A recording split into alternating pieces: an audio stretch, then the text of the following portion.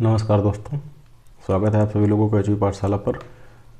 यह हमारी जो लक्ष्य सीरीज है दोस्तों, कृषि प्रावधिक सहायक के लिए प्रैक्टिस सीरीज रहेगी। तो हम लोगों ने इसको आरंभ करा था, इसकी एक क्लास कर ली थी। इसमें करीब टोटल 15 टेस्ट हैं, उन सभी को यहाँ पर कराया जाएगा, जिससे आप अपनी तैयारी का आकलन कर पाएंगे कि आपकी तैयारी कितनी पुख्ता और मजबूत है। तो इसकी हमने इसमें कुछ प्रश्नों को हम लोगों ने कवर करा था, उन्हीं के आगे हम सभी लोग आज बात करेंगे।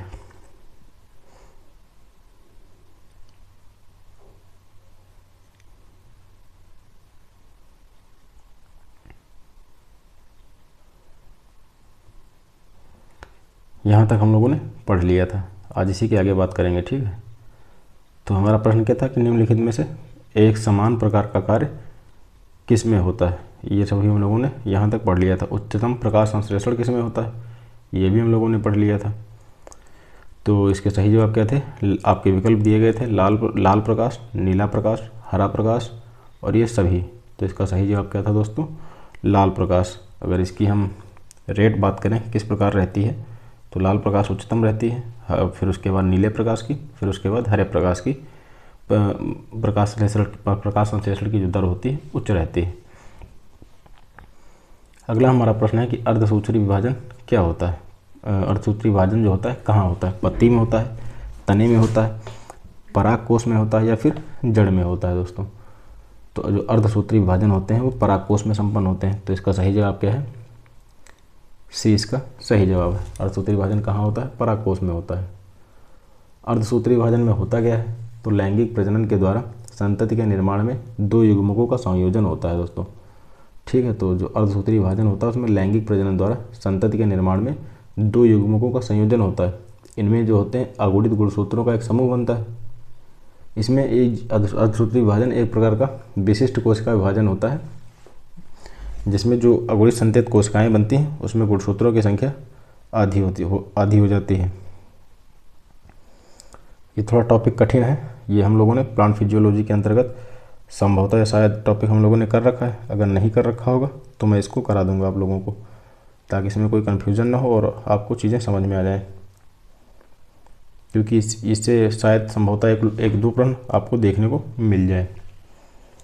तो कई बार प्रश्न पूछा जाता है कि अच्छा, एक बार ऐसे प्रश्न पूछा गया था कि अर्धसूत्री विभाजन होता है, आपके विकल्प दिए गए थे, जड़ शीर्ष, प्ररोह शीर्ष, पुष्पिकलिका, उपयुक्त सभी।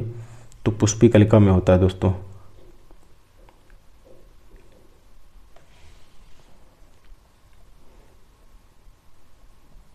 कहाँ होता है, तो पुष्पिकलिका में होता है। इस प्रकार भी एक बार प्रश्न पूछा गया था यूपी टीजीटी में, जो बायोलॉजी का पेपर हुआ था वर्ष 2013 में, उसमें यह पूछा गया था। तो याद रखिए इसको। अगर परिभाषा कभी कभी सीधे तौर पर परिभाषा भी दे करके इसको पूछा जाता है, तो इसको याद रखिए कि इसमें संतति जो कोशिकाएं होती हैं, मूल कोशिका में जो गुणसूत्रों की संख्या होती है दोस्तों, मैं लिख देता हूँ वहाँ यहाँ पर, मूल कोशिका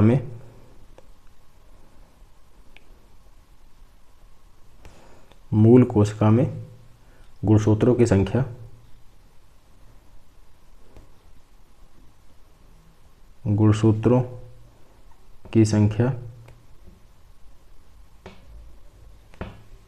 घटकर आधी रह जाती है।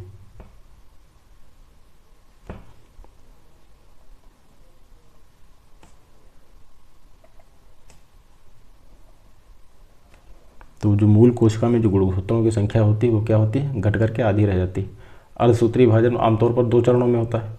एक कोशिका को 4 संतति कोशिकाओं में विभाजित किया जाता है। तो इसमें जो कितनी संतति कोशिकाएं होती हैं, 4 संतति कोशिकाओं में विभाजित किया जाता है। यह भी काफ़ी महत्वपूर्ण बिंदु है। 4 संतति कोशिका में विभाजित किया जाता है।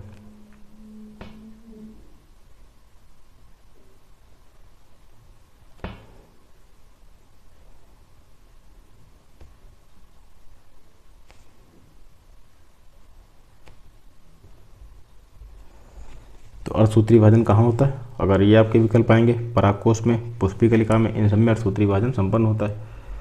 वहीं हम बात करते हैं मूल कोशिका में गुणसूत्रों की संख्या जो होती है क्या होती है, घट करके आधी रह जाती है। और जो संतति कोशिकाओं की संख्या होती है, 4 संतति कोशिकाओं में विभाजन होता है इसमें। आगे बढ़ते हैं अगले प्रश्न की ओर। ट्रिटिकल है एक, ट्रिटिकल क्या है? एक अंतर प्रजाति संकरण, अंतरा प्रजाति संकरण, अंतर जेनेरिक संकरण या फिर अंतरा जेनेरिक संकरण। तो इसका सही जवाब क्या है दोस्तों? ट्रिटिकल जो होती है मनुष्य द्वारा कृत्रिम विधि से निर्मित है। जो ट्रिटिकल का विकास किसके द्वारा किया गया? तो आर्टिफिशियल रूप से मनुष्यों के द्वारा इसका विकास किया गया था। यह प्रथम पर बहुगुणित कृषित फसल है। ट्रिटिकल क्या है? तो यह प्रथम दोस्तों प्रथम पर बहुगुणित फसल है। प्रथम पर बहुगुणित कृषित फसल।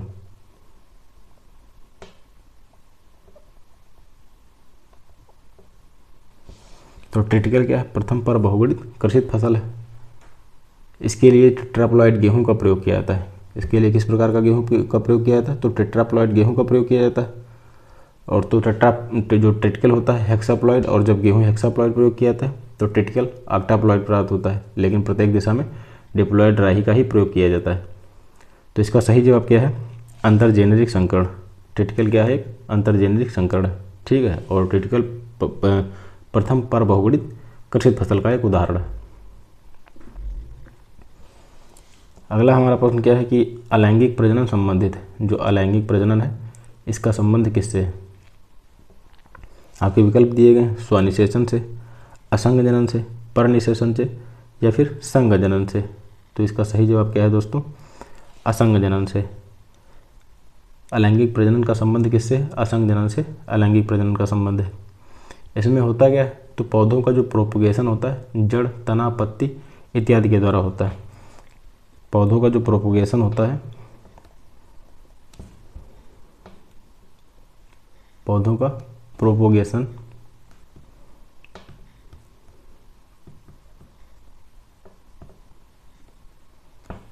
जड़, तना, पत्ती इनके द्वारा होता है।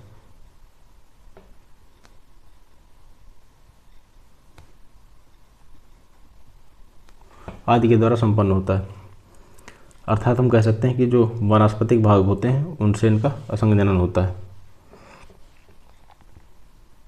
अच्छा, ट्रिटिकल को लेकर के दोस्तों कई प्रश्न बनते हैं, कई प्रकार के प्रश्न बनते हैं, तो आप इससे जुड़ी हुई चीज़ें भी याद रखेंगे।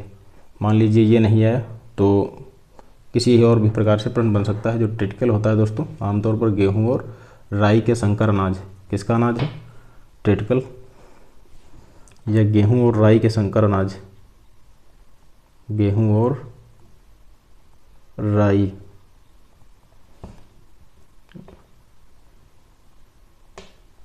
ट्रिटिकल गेहूं और राई का एक संकर अनाज है, आर्टिफिशियल फसल है। आर्टिफिशियल का तात्पर्य मानव निर्मित एक फसल है, ठीक है। और इसमें जो प्रोटीन की मात्रा होती है गेहूं के समान अमूमन 13% होती है। प्रोटीन कितनी होती है? तो 13% होती है। बी समूह के विटामिन होते हैं इसमें, बी समूह के विटामिन होते हैं।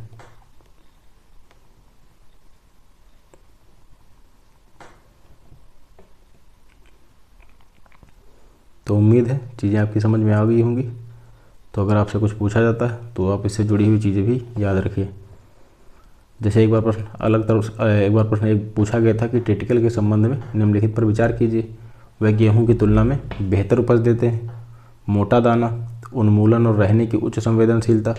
पहला गेहूं एक्सराई अफ्रीका में हुआ था। तो इसका सही जवाब क्या था दोस्तों? वह गेहूं की तुलना में बेहतर उपज देते हैं और इसका दाना जो अपेक्षाकृत होता है मोटा होता है। ये इसके सही जवाब थे। तो जो जरूरी चीज़ें थी हम लोगों ने उनको भी पढ़ लिया। अलैंगिक प्रजनन से संबंधित क्या है आपका? असंग जनन संबंधित है। इसमें जो पौधों का जो प्रोपोगेशन होता है वो जड़, तना, पत्ती अर्थात वानस्पतिक प्रकार का इसमें प्रोपोगेशन हमें देखने को मिलता है। अगला प्रश्न है कि निम्नलिखित में से कौन सी दशाएं प्राकृतिक परागण का अनुमोदन करती हैं? जो प्राकृतिक परागण है इसका अनुमोदन करती हैं। आपके विकल्प हैं उभयलिंगाश्रयी, अनमोल्य परागण, स्त्री पूर्णता या फिर प्रोटोन्डरी। तो इसका सही जवाब क्या है?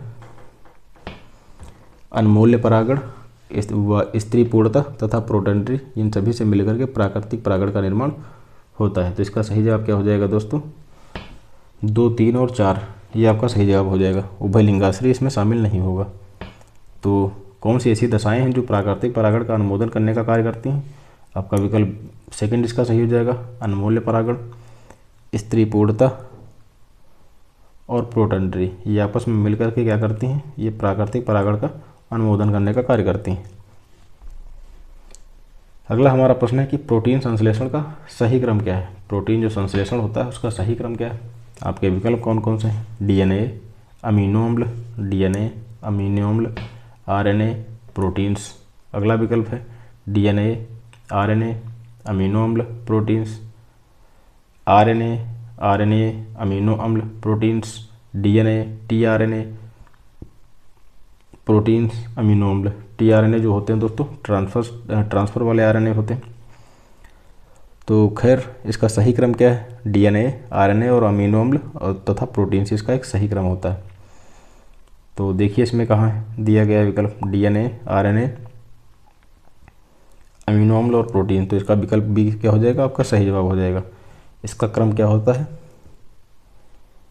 डीएनए डीऑक्सी राइबोस न्यूक्लिक अम्ल, आरएनए आपका राइबोस न्यूक्लिक अम्ल, अमीनो अम्ल, अमीनो एसिड हो गया आपके, और क्या हो गया? प्रोटीन्स हो गया।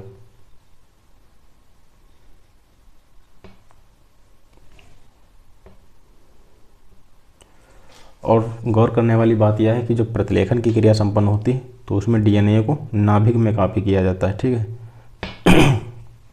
प्रतिलेखन के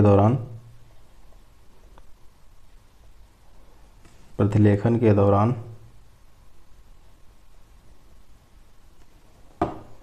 डीएनए को नाभिक में कॉपी किया जाता है।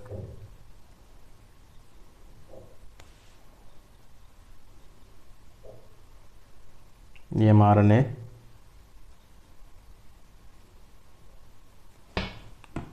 कॉपी किया जाता है। तो प्रोटीन संश्लेषण का सही क्रम क्या है? डीएनए, आरएनए, अमीनो अम्ल, प्रोटीन्स।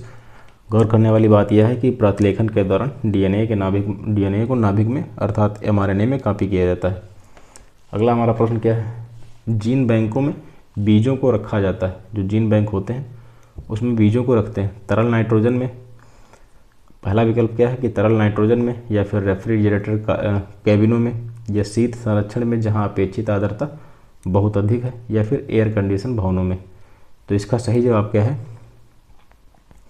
इसका सही जवाब है दोस्तों तरल नाइट्रोजन में। विकल्प ए आपका इसका सही जवाब है।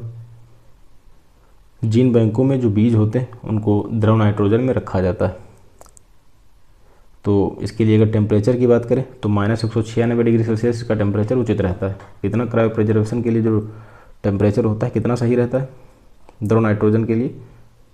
-196 डिग्री सेल्सियस दोस्तों, ये इसका टेम्परेचर रहता है।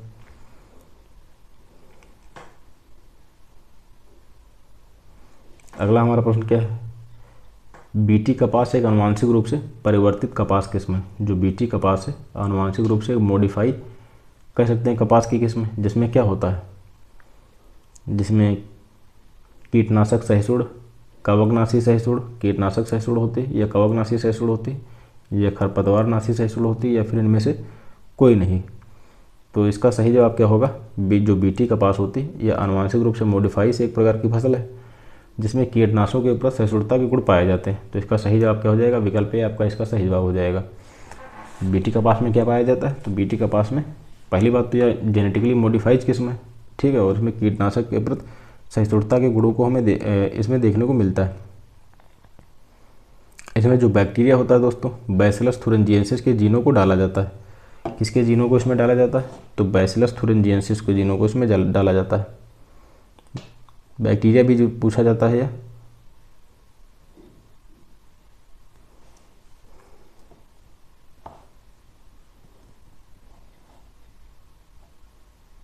बैसिलस थुरिनजिएंसिस।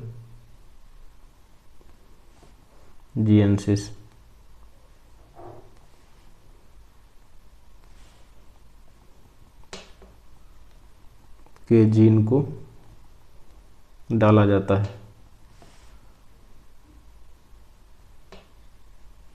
जो क्या करता है, उसे कीटों के ऊपर सहिष्णुता बनाने में काफ़ी अपना अहम योगदान देता है। जब इंसेक्ट जो होते हैं, जो बीटी कपास को जब खाते हैं, तो इसमें जो डेल्टा एंडोटॉक्सिन पदार्थ पाया जाता है, वो कीटों के आमाशय में पहुंच जाता है, और वो जब वह सक्रिय हो जाता है तो कीटों के जो पाचन तंत्र होता है उसको यह नुकसान पहुंचाने का कार्य करता है। जैसे क्या होता है, कीट जो होते हैं, इंसेक्ट जो होते हैं दोस्तों, उनकी डेथ हो जाती है।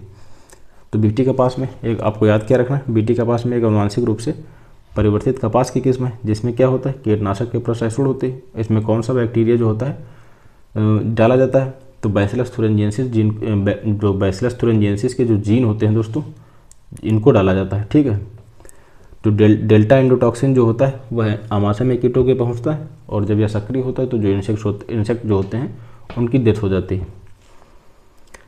मोटर वाहनों से निकलने वाली कौन सी एक मुख्य प्रदूषण गैस है? कह रहा है कि जो मोटर वाहन है, यातायात वाहन साधन जो हमारे हैं, इनसे कौन सा एक मुख्य प्रदूषण जो गैस निकलती है? Carbon dioxide, carbon monodioxide, marsh gas, या फिर नाइट्रोजन ऑक्साइड। तो इसका सही जवाब क्या है?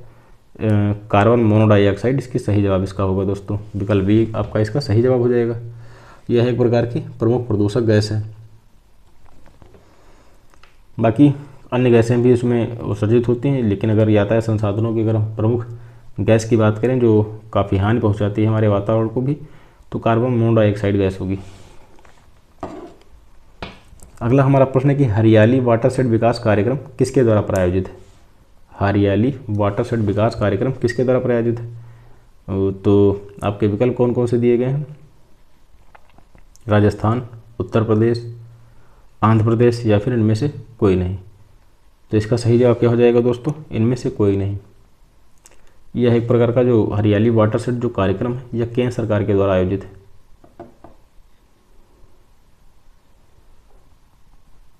किसके द्वारा? तो केंद्र सरकार के द्वारा आयोजित है। आपका प्रश्न क्या है कि हरियाली वाटरशेड विकास कार्यक्रम किसके द्वारा प्रायोजित है?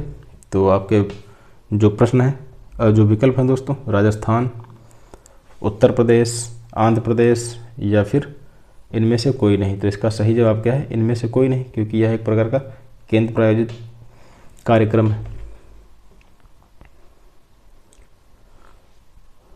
इसमें होता क्या है दोस्तों? तो जो वाटरशेड जो मैनेजमेंट होता है, वाटरशेड क्या होता है? वाटरशेड जो प्रबंधन होता है, उसमें क्या किया जाता है? वाटरशेड के जल और जो प्राकृतिक संसाधनों की गुणवत्ता होती है उसकी रक्षा और सुधार करने के लिए विभिन्न प्रकार की जो प्रणालियाँ होती हैं उनको लागू करने की प्रक्रिया होती है।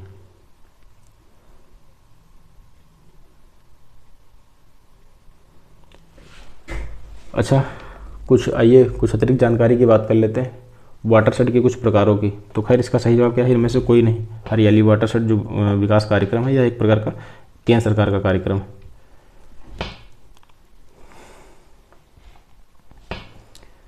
वाटरशेड के अगर हम प्रकारों की बात करें, वाटरशेड के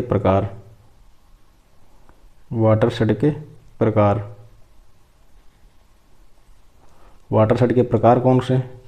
तो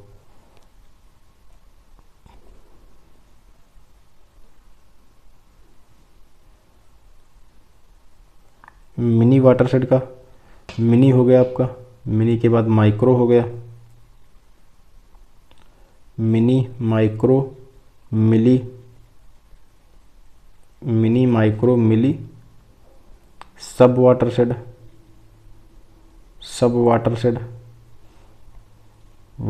और क्या हुआ आपका? Macro watershed.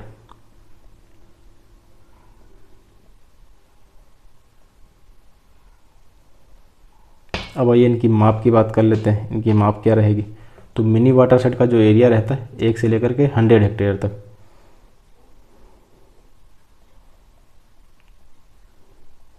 1 से लेकर के 100 हेक्टेयर तक, ठीक है। माइक्रो का वाटरशेड का कितना रहता है? तो 100 से लेकर के 1000 हेक्टेयर तक, 100 से लेकर के 1000 हेक्टेयर तक। और मिली का कितना रहता है? तो मिली का 1000 से लेकर के 10,000 हेक्टेयर तक, 1000 से 10,000 हेक्टेयर तक दोस्तों। और सब वाटर का कितना एरिया रहेगा, तो 10,000 से 50,000 हेक्टेयर तक, 10,000 से 50,000 हेक्टेयर तक। ये सभी माप जो दी गई हेक्टेयर में दी गई, ठीक। और मैक्रो वाटर शेड की अगर हम बात करते हैं, या 50,000 हेक्टेयर से आपका अधिक रहेगा।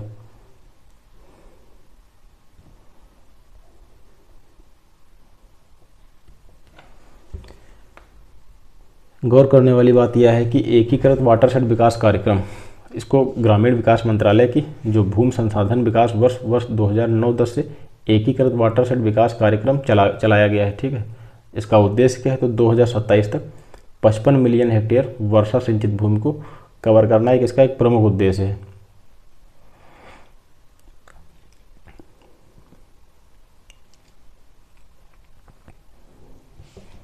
तो अपने प्रश्न को हम फिर से समझ लेते हैं। हरियाली वाटरशेड विकास कार्यक्रम किसके द्वारा प्रायोजित है, राजस्थान, उत्तर प्रदेश, आंध्र प्रदेश, इनमें से कोई नहीं। तो इसका सही जवाब है दोस्तों केंद्र सरकार।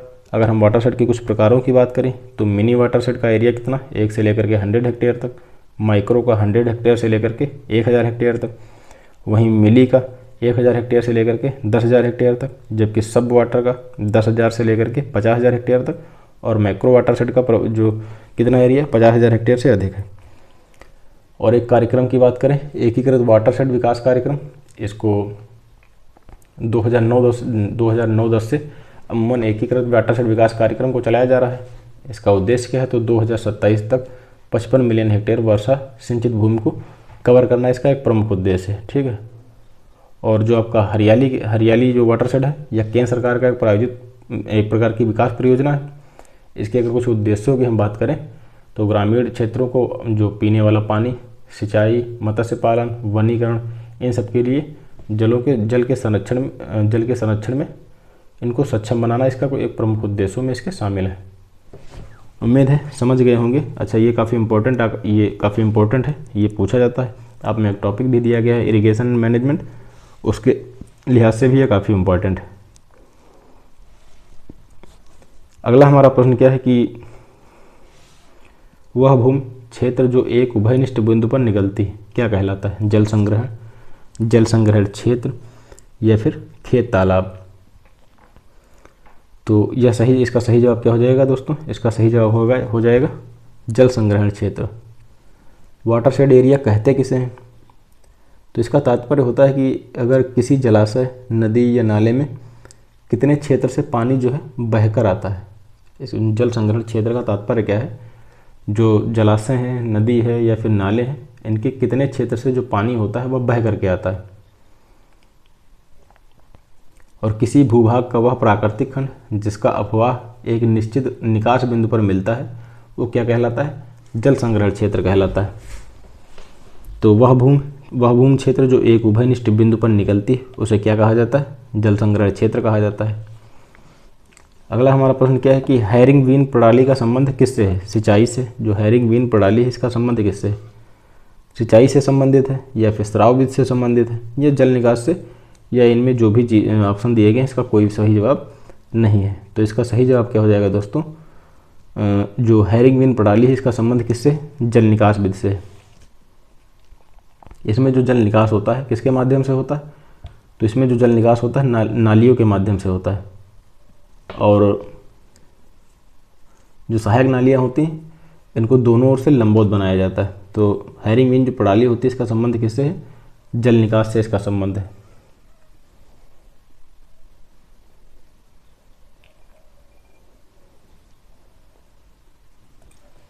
अगले प्रश्न की ओर बढ़ते हैं कि प्रथम सिंचाई आयोग का गठन कब किया गया था। आपका प्रश्न क्या है कि प्रथम सिंचाई आयोग का गठन कब किया गया था। आपके विकल्प दिए गए हैं वर्ष 1901, वर्ष 1941, वर्ष 1951 या फिर वर्ष 1961। तो इसका सही जवाब क्या हो जाएगा, वर्ष 1901। आपका विकल्प ए सही जवाब हो जाएगा। भारत में जो पहला सिंचाई आयोग है उसका गठन वर्ष 1901 में किया गया था। किसकी अध्यक्षता में किया गया था, तो सर कॉलिन कैंपबेल स्कॉट मानक्रीफ के अध्यक्षता में इसका गठन किया गया था।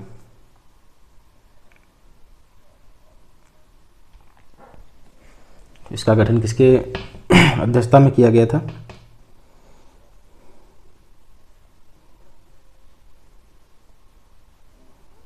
अध्यक्षता की अगर हम बात करें तो कॉलिन कैंपबेल,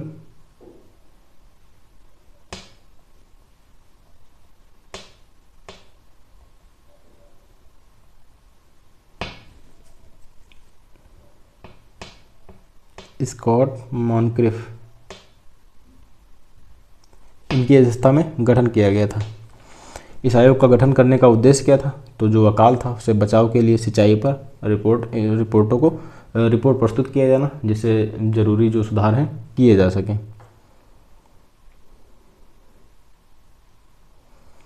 तो प्रथम सिंचाई आयोग का गठन कब किया गया? वर्ष 1901 में किया गया। कालांतर में एक और सिंचाई आयोग का गठन किया गया, तो वो कब किया गया था? वर्ष 1969 में इसका गठन किया गया था। तो यहाँ पर बात की जा रही है प्रथम सिंचाई आयोग की, तो इसका सही जवाब क्या है? वर्ष 1901 इसका सही जवाब है दोस्तों। और किसकी अध्यक्षता में किया गया था? तो सर कॉलिन कैंपबेल की अध्यक्षता में किया गया था। कालांतर में एक और सिंचाई आयोग का गठन किया गया था। कब किया गया था? तो वर्ष 1969 में किया गया था।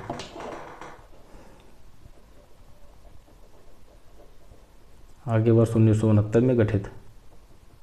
इसका उद्देश्य क्या था? तो इसका उद्देश्य था जो हमारा भारत देश है दोस्तों, इसमें बड़े पैमाने पर होने वाली जो भावी सिंचाई विकास कार्यक्रम है, इनके सवाल जवाबों पर कुछ विचार किया जाना, जो उसकी कमियां दोष हैं उन सब पर विचार किया जाना, इसके कुछ प्रमुख उद्देश्य थे।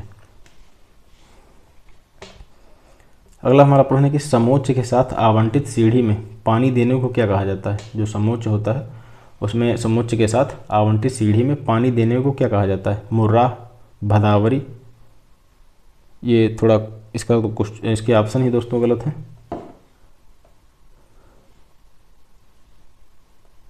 टाइपिंग में थोड़ा मिस्टेक है।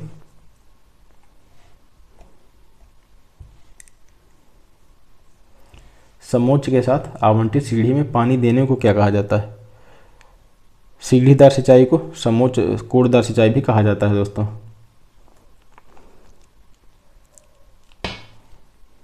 जैसे क्या कहा जाएगा? सीढ़ीदार सिंचाई कहा जाएगा।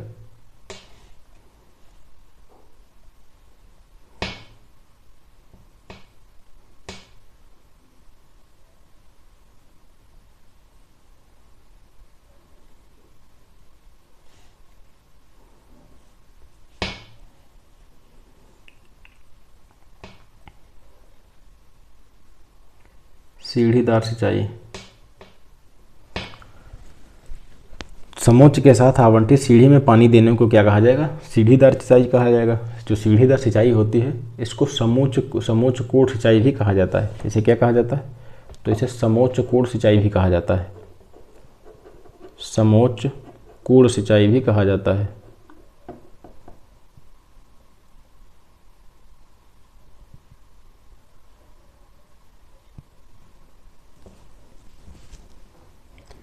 तो इस जो सिंचाई का जो यह तरीका होता है, इसमें क्या किया जाता है? सिंचाई जो जल होता है इसमें कूड़ों, जो सिंचाई करने की जो प्रक्रिया होती है दोस्तों, वह कूड़ों में किया जाता है। कूड़ बना लिए जाते हैं, फिर उसमें सिंचाई करने का कार्य किया जाता है।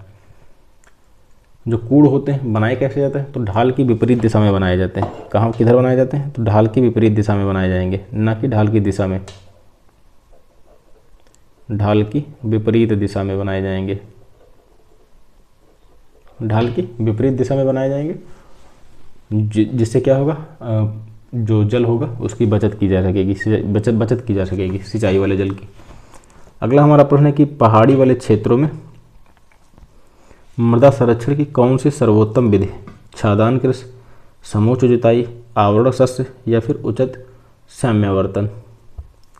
तो जो पहाड़ी वाले क्षेत्र होते हैं दोस्तों, उसमें मृदा संरक्षण का सर्वोच्चतम तरीका समोच्च जुताई होती है। तो इसका सही जवाब क्या हो जाएगा? आपका विकल्प बी इसका सही जवाब हो जाएगा। जो पहाड़ी वाले इलाके होते हैं उसमें जो हमारी मृदा होती है, अगर उसको संरक्षित किया जा रहा है तो उसका सर्वोत्तम विधि कौन सी हो जाएगी? समोच्च जुताई उसकी सर्वोत्तम विधि हो जाएगी। इसमें होता क्या है? तो उसमें जो समान ऊंचाई वाले जो क्षेत्र होते हैं उसमें जुताई करके कूड़ों को बनाया जाता है। छोटी छोटी मेड़ें निर्मित करी जाती हैं, जिससे जो पानी का जो बहाव होता है उसमें कुछ अवरोधों को देखने को मिलता है, जिससे मृदा की कटाई अपेक्षाकृत कम होती है।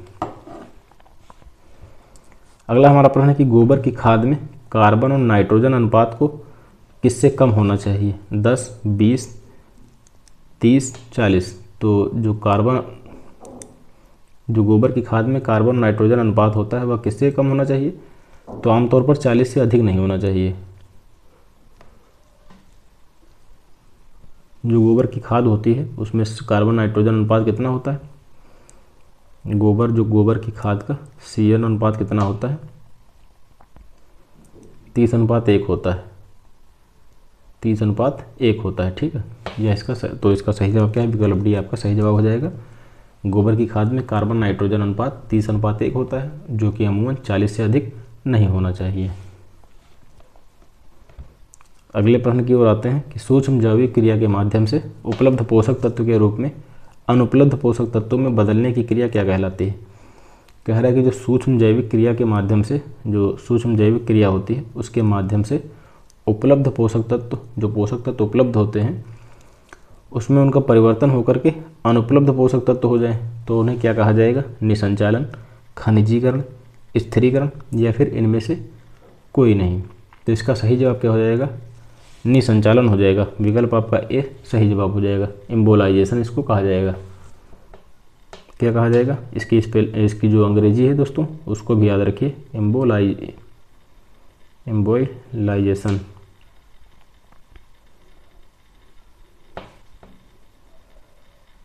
इमोबिलाइजेशन यह कहा जाएगा, इसको निसंचालन कहा जाएगा।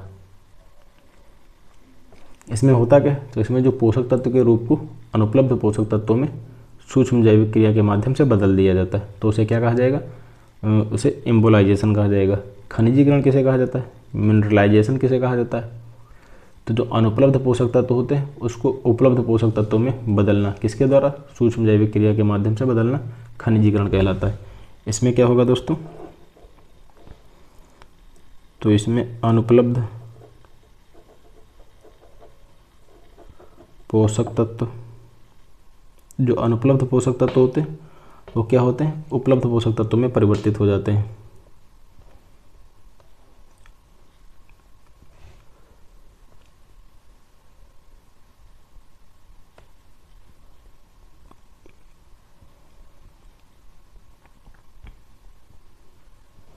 तो प्रश्न क्या है कि सूक्ष्म जैविक क्रिया के माध्यम से उपलब्ध पोषक तत्वों को अनुपलब्ध पोषक तत्वों में बदलने की क्रिया क्या कहलाती है? निसंचालन कहलाती है। वहीं अगर हम बात करें अनुपलब्ध पोषक तत्वों को उपलब्ध पोषक तत्वों में सूक्ष्म जीवों की क्रिया के माध्यम से या सूक्ष्म जैविक क्रिया के माध्यम से बदलना क्या कहलाता है? खनिजीकरण कहलाता है दोस्तों।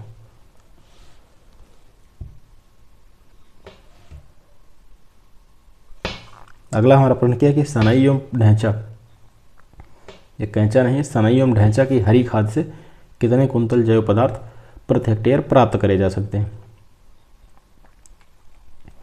आपके विकल्प क्या है? 300 से लेकर के 325 कुंतल, 225 से लेकर के 275 कुंतल, 200 से लेकर के 225 कुंतल या फिर 325 से लेकर के 500 कुंतल। तो इसका सही जवाब क्या हो जाएगा? 200 से 300 कुंटल प्रति हेक्टेयर के माध्यम से 200 से 300 कुंटल दोस्तों इसका सही जवाब हो जाएगा।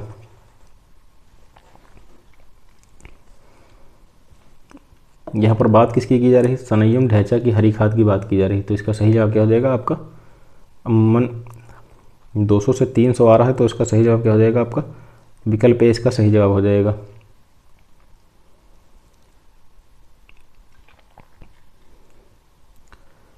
और ढैंचा की जो फसल होती है, ढैंचा की दोस्तों, ढैंचा से अमूमन 200 से लेकर के 250 कुंटल प्रति हेक्टेयर के माध्यम से जीवांश प्राप्त होता है। 200 से लेकर के 250 कुंटल प्रति हेक्टेयर के माध्यम से जीवांश प्राप्त होता है। तो सनई की अगर बात करें, सनई से 300 आप ऐसे याद रखिए, 300, और वहीं जो ढैंचा है 200 से लेकर के 250 कुंटल प्रति हेक्टेयर में जीवांश प्राप्त होता है।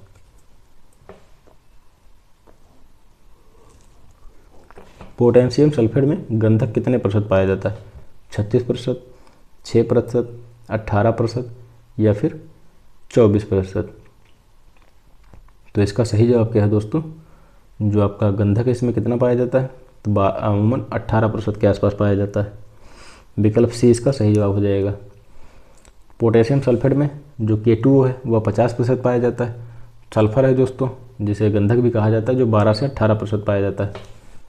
तो पोटेशियम सल्फेट में K2O कितना पाया जाता है? 50% होता है। सल्फर कितना पाया जाता है? 12 से करीब 18% तक पाया जाता है। तो पोटेशियम में जो सल्फेट की मात्रा कितनी पाई जाएगी? पोटेशियम सल्फेट में गंधक की मात्रा कितनी पाई जाएगी? 18% दोस्तों पाई जाएगी। इसका विकल्प सी सही जवाब हो जाएगा। सबसे अधिक अम्लीय उर्वरक कौन से हैं? सबसे अधिक अम्लीय उर्वरक कौन से हैं? कैल्शियम अमोनियम नाइट्रेट, यूरिया या फिर सोडियम नाइट्रेट या फिर अमोनियम सल्फेट। तो इसका सही जवाब क्या हो जाएगा दोस्तों? अमोनियम सल्फेट इसका सही जवाब हो जाएगा।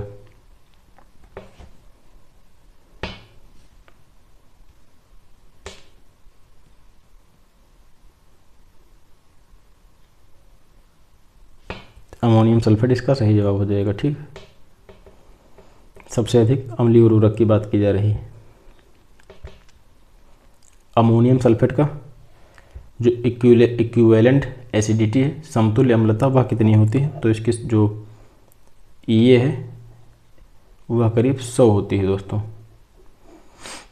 और जो आपके जो यूरिया है उसका यूरिया का कितना होता है? EA, यूरिया का जो EA होता है दोस्तों 80 से करीब 84 होता है, 80 से 84 के आसपास होता है। DAP का कितना होता है? DAP का जो EA होता है कितना होता है?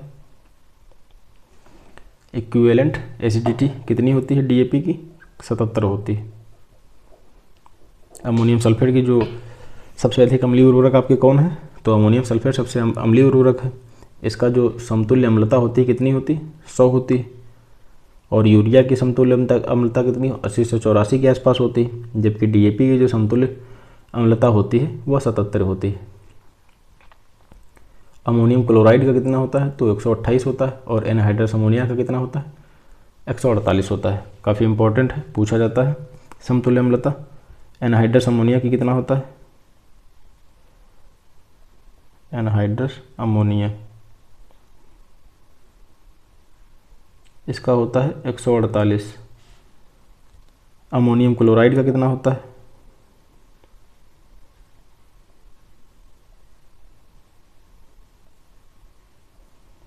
अमोनियम क्लोराइड का होता है 128। अमोनियम सल्फेट का मैंने बता ही दिया। अमोनियम नाइट्रेट का कितना होता है?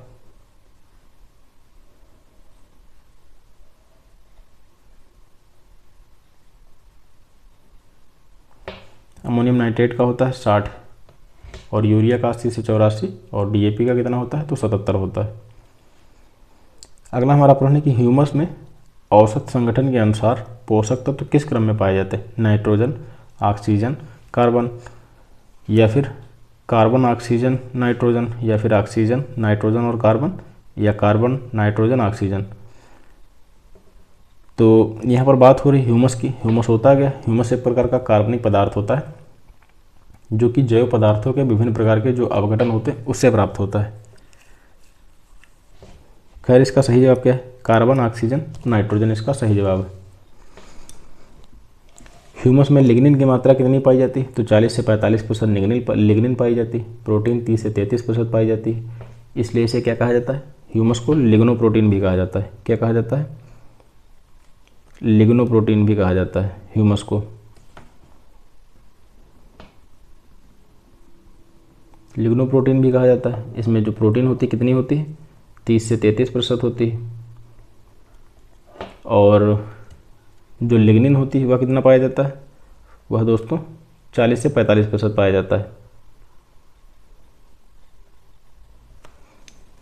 तो ह्यूमस को लिग्नोप्रोटीन के नाम से भी जाना जाता है, जिसमें लिग्निन की मात्रा 40 से 45% और प्रोटीन की मात्रा 30 से 33% पाई जाती है। और कार्बन नाइट्रोजन अनुपात कितना होता है इसका? C/N कितना होता है? 10:1 होता है इसका कार्बन नाइट्रोजन अनुपात ह्यूमस का।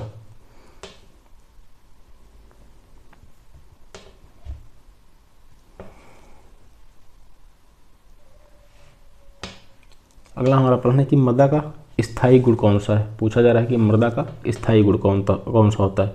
उर्वरता स्तर, पीएच मान, गठन या फिर संरचना। तो इसका सही जवाब क्या है दोस्तों, सी इसका सही जवाब है। जो इसका सॉइल टेक्सचर होता है, गठन जो होता है, वह उसका क्या होता है, स्थायी गुण होता है, सॉइल टेक्सचर।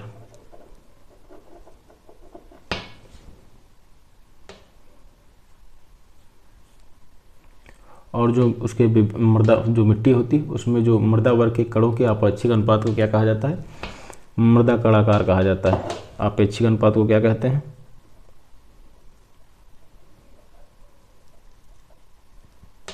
आपेक्षिक अनुपात को क्या कहते हैं, मृदा कणाकार कहते हैं। आप कीवर्ड याद रखिए जो आपको एग्जाम में सही विकल्प चुनने में मदद करेंगे। मृदा कणाकार किसको कहा जाता है, तो जो मिट्टी होती है उसमें वर्ग के कणों का आपेक्षिक अनुपात जो होता है मृदा कणाकार कहलाता है। अगला हमारा प्रश्न होता है कि मृदा बनी होती जल से, ठोस व गैस से, ठोस से, जल, ठोस, गैस, तीनों से। तो इसका सही जवाब क्या है, इसका विकल्प डी इसका सही जवाब हो जाएगा। ठोस, द्रव, गैस तीनों से मिलकर के हमारी मृदा का निर्माण होता है, जिसमें जल करीब 25%, कार्बनिक पदार्थ करीब 5%, वायु 25%, खनिज कितना होता है, तो खनिज हमारे उसमें 45% होते हैं दोस्तों।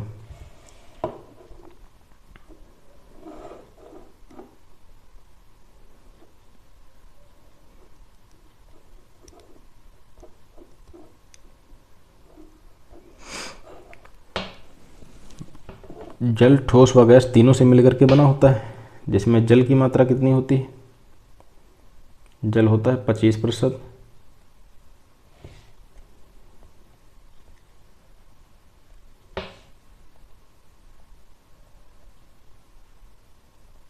जल हो गया आपका 25%, वायु हो गई आपकी 25%, और खनिज आपके कितने हो गए 45%। वहीं कार्बनिक पदार्थ कितने हो गए